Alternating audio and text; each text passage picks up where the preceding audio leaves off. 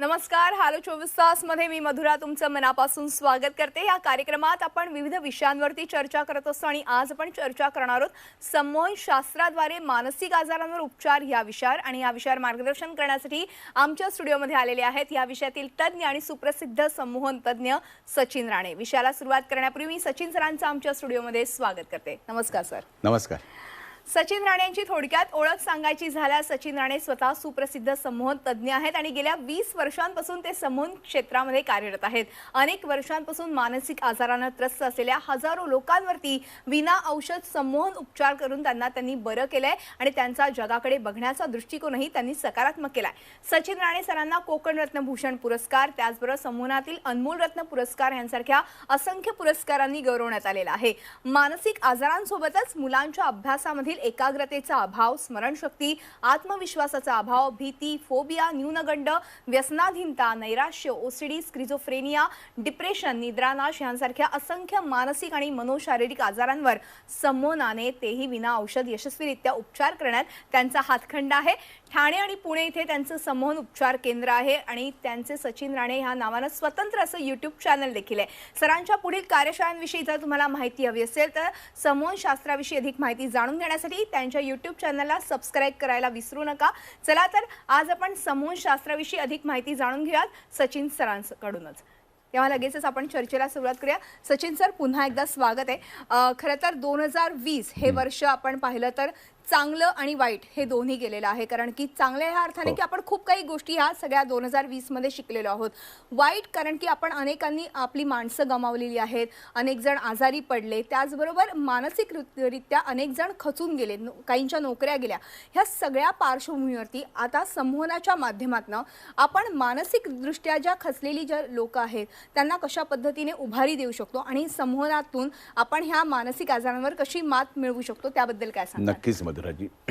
तर सगळ्यात सांगायचा मुद्दा की आता ह्या लॉकडाऊनच्या काळामध्ये सुद्धा बघितलं त्यानंतर दिवसभर पेशंटचे एवढे कॉल असायचे आणि आता सुद्धा पुणे सेंटरला आमच्याकडे दिवसभर पेशंटचे काउन्सिलिंग चालू असतं आणि यामध्ये असे आढळले आम्हाला पेशंट की लॉकडाऊनच्या काळामध्ये असंख्य लोकांच्या नोकऱ्या गेलेल्या आहेत, ताणतणावाला बळी पडलेत बरेच. आता काही लोकांचे व्यवसाय मोठ्या प्रमाणात बंद झाले आपण बघितलेत.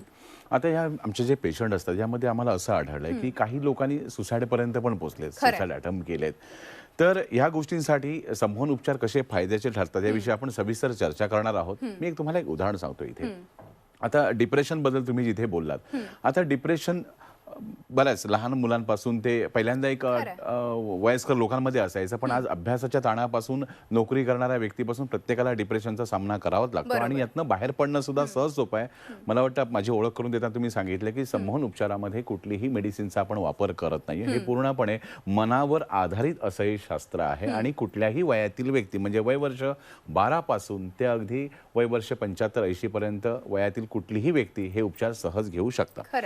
आणि यासाठी मला वाटतं आपल्या स्क्रीनवर पुण्या सेंटरचे माझे नंबर येतात ज्यामध्ये तुम्हाला काउन्सिलिंग वगैरे सगळ्या गोष्टी मोफत आहे. आता बहुतांश कॉल असतात की सर मला डिप्रेशन आलंय आणि डिप्रेशनमुळे मला नैराश्य आलंय आणि मला उत्साहच निघून गेलाय, मला उठावसच वाटत नाहीये, जॉब एवढी वर्ष मी केलाय आणि तो जॉब माझा गेलाय.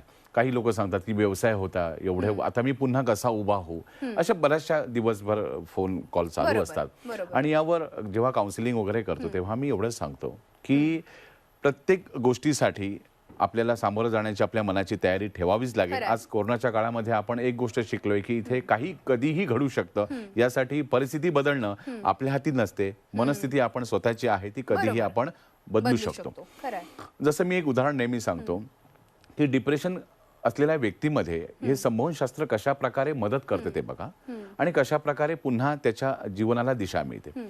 की जसं यापूर्वी मी एक उदाहरण सांगितलेलं आहे की एक शिल्पकार मोठ्याशा दगडावर शिल्प घडवत बसलेला असतो. एक सुशिक्षित माणूस त्या रोडने जातो रस्त्याने, पण त्याला हे शिल्प काय किंवा हे माहितीच नसतं. बरोबर आहे. त्याला आश्चर्य वाटतं की एवढ्या मोठ्या दगडावर एक छोटीशी हातोडी आणि चिन्नी घेऊन ठाकठूक चालू आहे, काय नेमकं चाललं माहित नसतं. पण शिल्पकार आपल्या कामामध्ये मग्न असतो. ह्या घटनेला 1 महिना होऊन जातो. या दरम्यान ती व्यक्ती त्या बाजूने कधी भरकटलीच नाही, पण सहज 1 महिन्यानंतर पुन्हा ती व्यक्ती त्या रोडने एकदा चाललेली असताना त्याला पाहतो की अरे मागच्या महिन्यात एक व्यक्ती इथेच काहीतरी करत होती, पण आज बदल असा होता मधुराजी की मागच्या मनात एक मोठा दगड होता, आज तो दगड नाहीसा झालाय. त्या दगडामधून एक सुंदर देवाची एक मूर्ती बाहेर आलेली पाहून त्या माणसाला आश्चर्य वाटतं. तो मोठ्याने त्या शिल्पकाराला ओरडतो की अरे हे वेड्या काय केलंस तू हे.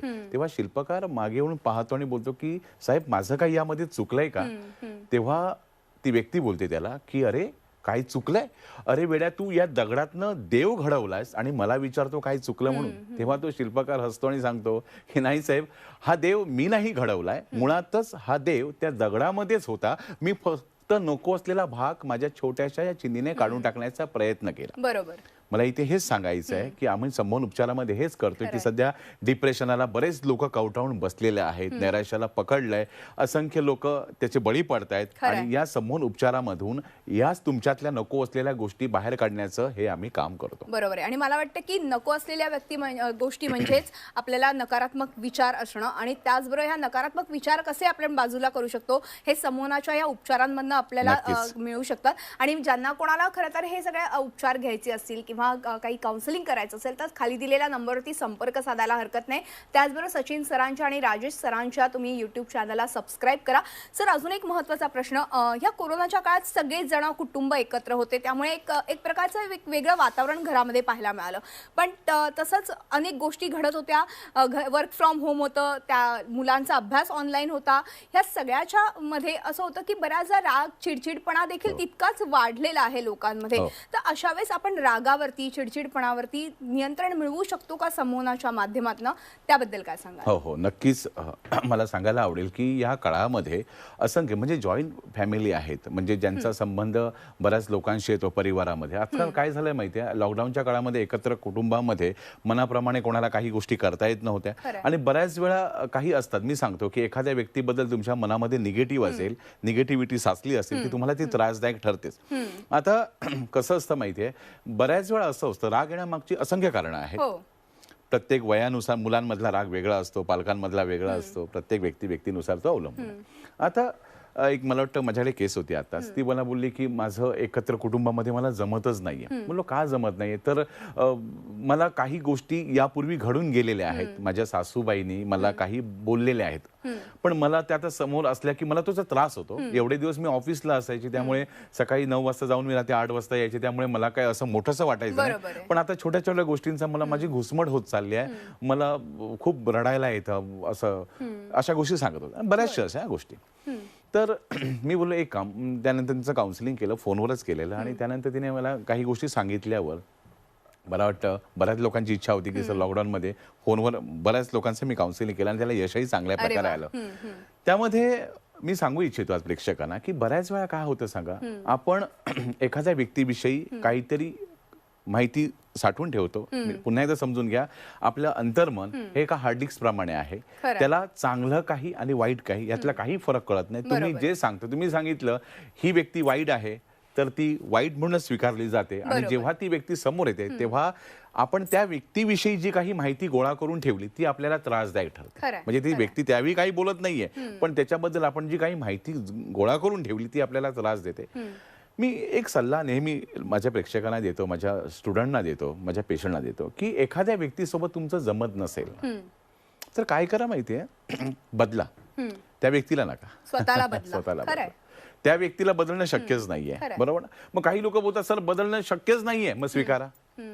त्या व्यक्तीला आहे तसं स्वीकारा. मग एक बाई बोलली मला बदलणंही शक्य नाहीये, ह्या व्यक्तीला स्वीकारणंही शक्य नाहीये. मग बोललो इग्नोर आहे ना, मग एकच बोल इग्नोर करा, ते तरी जमतंय का बघा. मग काही गोष्टी सांगितल्यानंतर लोकांना कळतात की इथे आपण डॉक्टर बाबासाहेब आंबेडकरांनी सांगितलेलं बघा, इथे तुम्ही जगाला बदलायच्या भानगडीत पडू नका. इथे सहज पटकन बदलणं शक्य आहे, तर स्वतःला बदलणं शक्य आहे. मी याही पूर्वी हे उदाहरण सांगितलं असेल की बघा, माणसाचे जीवन आपलं कसं आहे ते समजून घ्या की एका दिवसात नासणाऱ्या दुधामध्येच कधी न नासणारं तूप लपलेलं असतं. अर्थात त्या दुधापासून तुपापर्यंतचा प्रवास आहे, त्यासाठी त्या दुधाला दह्यामध्ये जावं लागलं, दह्यामधून ताकामध्ये जावं लागलं, ताकामधून लोण्यामध्ये जावं लागलं, आणि लोण्यानंतर त्याचं तूप. आणि हे तुपाचं वैशिष्ट्य काय सांगा, की दूध एका दिवसात नासतं, दही 2 दिवसात, लोणी मला वाटतं 3 दिवसात, 3-4 असं, म्हणजे दही, ताक, लोणी आणि त्यानंतर मला वाटतं तूप जोपर्यंत संपत नाही तोपर्यंत त्याला काहीच होत काहीच होत नाही. म्हणजे मला सांगायचा मुद्दा समजून घ्या की याप्रमाणे हा संघर्ष, हा दुधाचा संघर्ष होता. खरंय. कारण त्याची किंमतही तशीच झाली ना शेवटी तुपाची. बघा, दुधापेक्षा दही महाग, दहीपेक्षा ताक, ताकापेक्षा लोणी आणि लोण्यापेक्षा तूप महाग. तुम्हालाही समाजामध्ये आपली मान प्रतिष्ठा ह्या सगळ्या गोष्टी व्हॅल्यू वाढवायची असेल तर संघर्ष हा प्रत्येकाला करावाच लागतो. बरोबर अर्थात आहे. आणि या दरम्यानच तुम्हाला तुमच्या मनावर काही संस्कार करावे लागतात किंवा आपण त्याला उपचार म्हणू शकतो. आणि संमोहनशास्त्र हे माणसाला मिळालेले यासाठी एक वरदान ठरलेलं आहे. संमोहनाच्या जर तुम्ही अफर्मेशन घेतल्यात, अर्थात त्या कशा प्रकारे असं म्हटलं, स्क्रीनवर तुम्हाला नंबर दिलेले आहेत. आणि या आठवड्यामध्ये शनिवार रविवारी मी खास करून पुण्यामध्ये स्वतः असणार आहे. त्या दरम्यान तुम्ही तशा अपॉइंटमेंट घ्या आणि मी नक्कीच तुम्हाला भेटणार आहे सुद्धा. अगदी. आणि मला वाटतं की आतापर्यंत हजारो लाखो लोकांनी तुमच्याकडे येऊन हे उपचार घेतलेले आहेत. त्यांच्या प्रतिक्रिया देखील आपल्यापर्यंत नक्कीच. पोहोचलेल्या आहेत. आपण जाणून घ्या त्यांचं नेमकं काय म्हणणं नक्कीच. संमोहनाच्या उपचारानंतर. या 8 दिवसामधली माझी सगळी निगेटिव्हिटी पूर्ण निघून गेली आहे. तर मी त्यासाठी सचिन सरांना मनापासून धन्यवाद करते. सचिन आणि सरांच्या रूपात आम्हाला खरोखर देवच भेटला. या 8 दिवसाच्या कार्यशाळेत खूप छान अनुभव आले आणि जे 33 वर्षात झाले नाही ते आता ह्यापुढे नक्कीच होणार आहे. धन्यवाद सचिन सर. इथे आल्यापासून आमच्यामध्ये खूप पॉझिटिव्ह चेंजेस झाले. ह्या 8 दिवसांमध्ये सरांकडून खूप काही शिकायला मिळालंय. सरांविषयी बोलण्याबद्दल म्हणजे माझ्याकडे शब्दच नाही. फक्त मी एकच करू शकते ते म्हणजे हे ग्रँड सॅल्यूट. मी जेव्हा सरांचा फ्री सेमिनार अटेंड केला तेव्हा अटेंड केल्यानंतर एकच ठरवलं होतं की सरांनी एवढी एनर्जी मी घेऊन जाणार आहे आणि ह्या 8 दिवसाच्या सेमिनार कोर्स नंतर मी तेवढीच एनर्जी तेवढाच पॉझिटिव्ह ॲटिट्यूड घेऊन चाललो आहे. त्याच्यामुळे ही कार्यशाळा मी कंटिन्यू अटेंड केली. ह्याच्यामध्ये मला माझ्या मनामध्ये किंवा माझ्या विचारांमध्ये आमूलाग्र असा बदल घडून आणला आणि माझा स्ट्रेस हा 100 असेल समजा, एक गृहीत धरलं एक एक्झाम्पल, तर तो आता पूर्णपणे 0वरती आलेला आहे. ह्याच्यामुळे मला खूप नॉर्मल पद्धतीने आणखी बेटर पद्धतीने या क्षेत्रामध्ये काम करायला मला फील होत आहे. हा 8 दिवसाचा जो प्रोग्राम मी बघितला किंवा जो शिकलो, जो आत्मसात केला, जो सचिन सरांचा जो जवळचा सहवास मिळाला, याच्यामध्ये इतकी डेव्हलपमेंट मला आजपासून नाही, गेली 3 दिवसापासून मी त्याचा इफेक्ट जाणवून घेतो आणि मला तो दिसायला लागला आहे. माझ्यामध्ये एक पॉझिटिव्हनेस डेव्हलप होत चालला आहे. मी माझ्या आजारपणासाठी आलो होतो आणि 8 दिवस हा कार्यक्रम केल्यानंतर माझा आजारच पळून गेला. खरंच इतकं छान सरांनी मार्गदर्शन केलं की असं वाटतं की काहीतरी जीवनात आपण काय चांगलं कार्य केलं आहे. धन्यवाद सचिन सर. डॉक्टरांची मुलाखत बघितली झी 24 तासवर लाईव्ह आणि त्या मुलाखतीमुळे मम्मीने ठरवलं की आपण ही ट्रीटमेंट करूया तुझ्यासाठी. म्हणून मी तयार झाले आणि मग आम्ही इथे आलो. ही ट्रीटमेंट करण्या अगोदर जो माझा कॉन्फिडन्स लेवल जी होती, जी एकदम खाली गेलेली होती किंवा एनर्जी वाईज खूप लो फील करायचे किंवा स्ट्रेस लेवल जी मॅनेज करताना खूपच डिफिकल्ट होत होतं, आज मला अतिशय वेगळा अनुभव आला. हे सगळं झाल्यानंतर ट्रीटमेंट अजूनही सुरूच आहे, पण इथे आल्यानंतर हे जे 2-3 दिवस मी जे घेतला आहे अनुभव, तो इज लाईक टोटली डिफरंट. खूप वेगळा अनुभव आहे. खूप पॉझिटिव्हिटीनी फिलअप झाली आहे मी. कॉन्फिडन्स लेवल आहे, एनर्जी खूपच वरच्या लेवलला गेलेली आहे. स्ट्रेस तर अजिबातच नाही फील होत आहे.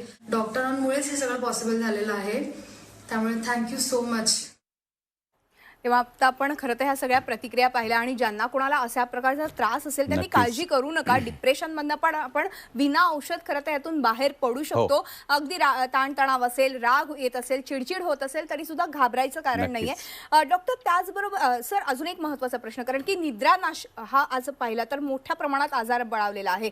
झोप येत नाही अशा असंख्य तक्रारी आहेत. मग त्यांना कुठल्या प्रकारचा आजार असतो असं काही नाही, पण झोप येत नसते. मग ह्याच्यावरती आपण संमोहनाने काही उपचार करू शकतो का? खूप चांगला प्रश्न मधुराजी. निद्रानाश किंवा झोपेच्या ज्यांना तक्रारी आहे त्यांच्यासाठी तर मी खात्रीपूर्वक सांगू शकतो की संमोहनामधला सोसंमोहन हा भाग त्यांच्यासाठी वरदान ठरलेला आहे. ज्या माझ्या आवाजातल्या ऑडिओ क्लिप असतात त्यांना ट्रीटमेंट दरम्यान दिल्या जातात आणि आज तगायचा अनुभव आहे पेशंटचा की 2 ते 3 दिवसातच त्यांचा हा प्रॉब्लेम सॉल्व्ह झालेला असतो. बरं. झोपेसाठी. आता झोप येत नाही म्हणजे नेमकं काय? अर्थात कारणं वेगवेगळी असतात. मगाशी सांगितलं लहान मुलांचे कारणं वेगळे असतात, मोठ्यांची वेगळी असतात, वयस्कर व्यक्तींच्या वेगळ्या. प्रत्येक व्यक्तीनुसार हे सगळं बदलत जातं. तर बहुतांश तरुणांमध्ये सुद्धा आजकाल बघितलं झोप येत नाही 4-5 वाजेपर्यंत. तर का होतं सांगा? तर आपण झोप येण्यासाठी एक अवस्था असेल. समजा काही लोक बोलतात की सर माझ्या मनात भरपूर विचार येतात, माझं मन जराही एकाग्रच होत नाही. आता एकाग्र होत नाही म्हणजे काय? तर लक्षात घ्या, आपलं माणसाचं मन भरकटण्यासाठी दोन ठिकाणी मन भरकटत असतं, एक तर भूतकाळ किंवा भविष्यकाळ. एक तर घडून गेलेल्या गोष्टी आपण आठवत असतो किंवा ज्या काही घडणार आहेत त्या गोष्टी, आणि जगायचं आहे वर्तमान काळ. बरोबर. तुम्हाला झोप तेव्हाच लागू शकते जेव्हा तुमचं माइंड वर्तमान काळ असतील. अर्थात हे वर्तमान काळ कसं ठेवायचं यासाठी काही सूचना आम्ही बनवलेल्या असतात बरं. किंवा त्याला एक स्वसंबोधनाच्या माध्यमातून आपल्या अंतर्मनापर्यंत जाऊन आपल्या मनाला कशा सूचना द्यायच्या असतात याच्या काही सीडीज असतात माझ्या. बरं. त्या मोबाईलच्या माध्यमातून तुम्ही जेव्हा ग्रहण करता तेव्हा मला वाटतं 3-4 दिवसामध्येच हा प्रॉब्लेम त्यांचा सॉल्व्ह झालेला असतो. म्हणजे झोपेच्या किंवा निद्रानाशाच्या ज्या काही तक्रारी आहेत त्या संबोधनाने पूर्णपणे बऱ्या होतात. अगदी म्हणजे संमोहनाने आपण खरं तर प्रत्येक गोष्टीवरती नक्कीच. मात मिळवू शकतो. आणि मला वाटतं मला खरं तर लहान मुलांच्या प्रश्नाकडे वळायचंय, कारण की आज ऑनलाईन स्टडीज सुरू आहेत. या सगळ्यावरती मला चर्चा करायची, पण एका छोट्याशा नक्कीच. ब्रेक नंतर. तेव्हा हॅलो 24 तास मध्ये वेळ झाली एका छोट्याशा ब्रेकची. कुठेही जाऊ नका, पाहत राहा आमचा खास कार्यक्रम हॅलो 24 तास.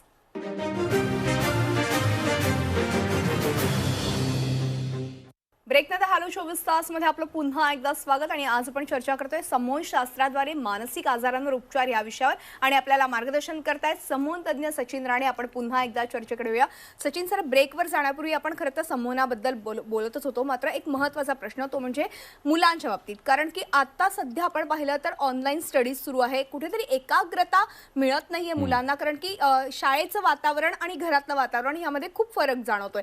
तर अशा मुलांसाठी तुम्ही काय मार्गदर्शन कराल? नक्कीच. मगाशी सांगितलं मी एकाग्रतेसाठी की हा प्रश्न बहुतांश म्हणजे मला वाटतं मी आता दौऱ्यावर गेलो होतो, तिथे सुद्धा ज्यांना कळलं की बाबा सचिन राणे आले तेव्हा सुद्धा मला वाटतं भेटायला आलेल्या प्रत्येक पालकाची ही तक्रार होती की मुलांचं सर ऑनलाईन एक्झाम आहे, ऑनलाईन स्टडी चालू आहे, त्यामुळे त्यांच्याकडे सध्या गोल सेट नाहीये की नेमकं काय होणार आहे. बोललो संपूर्ण जगभरातच प्रश्न सगळ्यांना सतावतोय, त्यामुळे बोललो काही संकट आल्यानंतर अशा गोष्टी होतात. बोललो तर आपण फोकस त्या गोष्टीवर, आपण सोल्युशनवर फोकस करूया. बरोबर आहे. बरेच लोक काय करतात माहिती आहे मधुराजी, की प्रॉब्लेमवर फोकस करतात.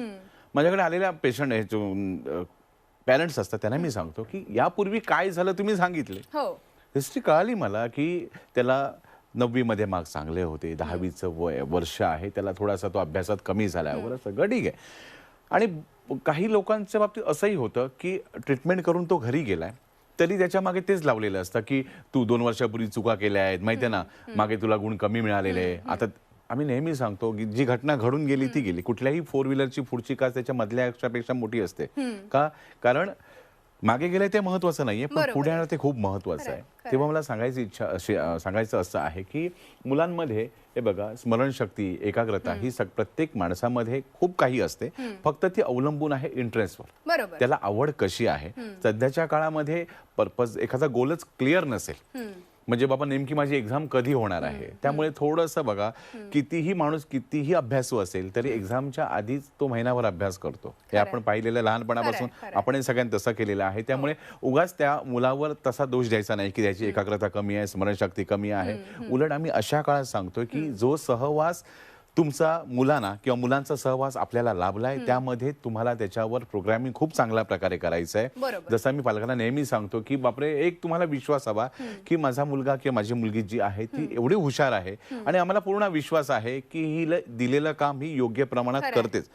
आता या दरम्यान एक गोष्ट आढळली आहे की थोडंसं हल्ली मुलांचं व्यसनाकडे वळण्याचं सुद्धा प्रमाण वाढलेलं आहे.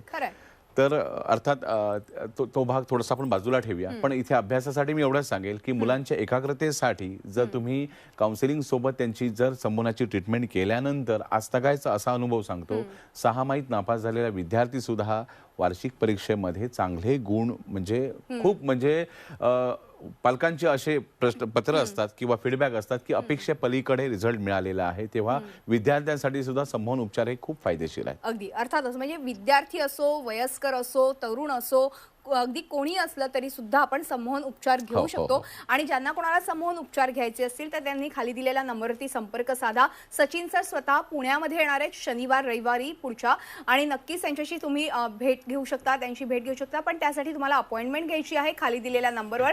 त्याचबरोबर सचिन सरांचं यूट्यूब चॅनल आहे, त्याला सबस्क्राईब करायला विसरू नका. राजेश वाळके सरांचं देखील सबस्क्राईब चॅनल आहे, त्याला देखील तुम्ही सबस्क्राईब करायला विसरू नका, कारण की त्यावरती तुम्हाला इत्थंभूत अशी माहिती सरांची सरांच्या कार्यशाळांची मिळणारच आहे. सर, अजून एक महत्त्वाचा प्रश्न, कारण आता तुम्ही व्यसनांचा उल्लेख केला. या लॉकडाऊनच्या काळात अनेकांना व्यसन देखील जडल्याचं आपण पाहायला मिळालं, कारण की अनेकांच्या नोकऱ्या गेल्या, कुठेतरी डिप्रेशनमध्ये आलं, मग व्यसनं येतात. तर अशा वेळेस काय सांगा? नक्कीच तुम्हाला सांगतो. आता संमोहनशास्त्र म्हणजे समजून घ्या, मनावर काम करणारं शास्त्र आहे. आणि सगळं जे काही माणूस म्हटल्यावर मी सांगितलं बहिर्मन आणि अंतर्मनाचा खेळ आहे.